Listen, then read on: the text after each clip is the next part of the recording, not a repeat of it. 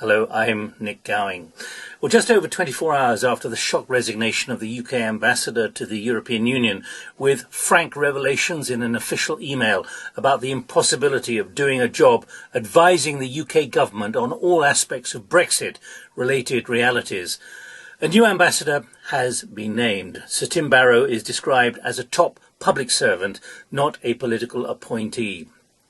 All this happened while, coincidentally, I was spending several hours briefing public servants from several countries, all identified by their bosses as future leaders, about the scary findings of our Thinking the Unthinkable project. There it is.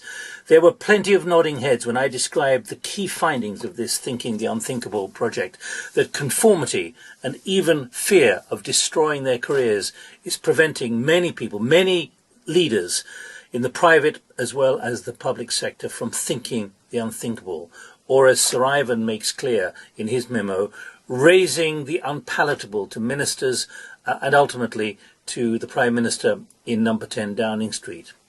Our article here in The World Today from June the 1st last year has the subheading, here it is, How Groupthink is Depriving the West of Vision, and it warned how Britain might vote to leave the European Union and Donald Trump could be US president, but few, if any, dared think such unthinkables. And that's exactly what Sir Ivan is talking about in his urging of colleagues to tell truth unto power, not just what they want to hear that suits their own political agenda. They must be told the unpalatable. And that's what our research says does not happen time and time again in here, which is why so many events like Russia invading Crimea or Europe's massive migration crisis, then Brexit, and then Donald Trump were never even factored into risk analysis. Well, several hundred confidential meetings over 2 years now have confirmed how, in the most extreme description, if you say the wrong thing to ministers, quote, you will get your legs cut off, as one senior civil servant put it to us. Sir Ivan Rogers is not alone, therefore, both in government and corporate life. More feel the same, and as several senior public servants have told me alone in recent weeks, on Brexit, they are not sure if they can continue to represent a UK position in the way they are employed to do as public servants. Lord Nicholas Macpherson, formerly the British Treasury's most senior civil servant for 11 years, who used the hashtag amateurism in his tweet on Sir Ivan's departure.